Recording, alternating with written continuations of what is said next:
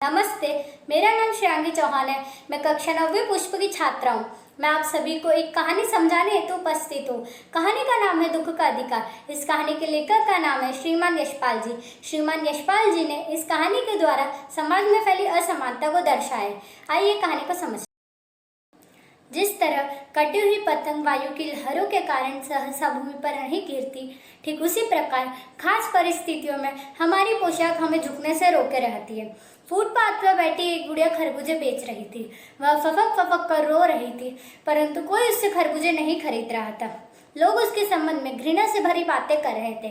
एक आदमी थूकते हुए कहता है कि पुत्र की मृत्यु को एक दिन नहीं हुआ और ये बूढ़े खरबूजे बेचने आ गए। तभी दूसरा आदमी दाढ़ी खुजाते हुए कहता है कि जैसी नियत होती है अल्लाह उसे वैसी बरकत देता है। तभी परचून की दुकान पर बैठे लाला साहेब कहते हैं कि अरे भाई, इनके लिए मरे जिए का कोई मतलब नहीं, लेकिन दूसरे का धर्म ईमान का तो ख्याल रखना चाहिए।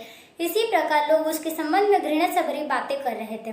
पास पड़ोस में पूछते हुए लेखक ने पता लगाया कि उस बुढ़िया का एक 23 बरस का बेटा था जिसकी मृत्यु हो गई। वह शहर के पास 1.5 बीघा जमीन पर खरबूजे की कचियारी कर कर परिवार का निर्वाह करता था। एक दिन वह गीली मेड़ पर विश्राम कर रहा था, तभी उसका पैर एक सांप पर पड़ा और उसने उसे डस लिया।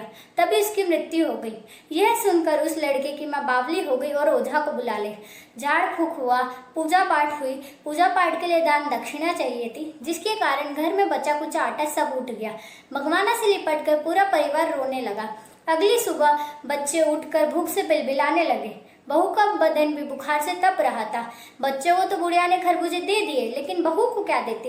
इसीलिए वह रोती रोती आंसू पोंछते पोंछते भगवाना के द्वारा बिटोरे गए खरबूजों को लेकर बाजार में चल पड़ी।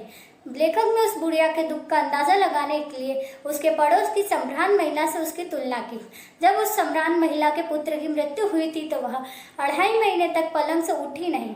उससे हर 15 मिनट में मूर्छा आ जाता था। उसके पास 2 डॉक्टर हमेशा उसकी देखभाल के लिए रहते थे, लेकिन इस बुढ़िया के पास तो दुख मनाने तक का अधिकार नहीं है। लेकिन फिर भी लेखक उस बुढ़िया की मदद नहीं कर पाए, क्योंकि यहाँ पर उनकी पोशाक अड़चन बन गई थी। अंत में लेखक कहते हैं कि दुख मनाने का अधिकार सबको है। धन्यवाद।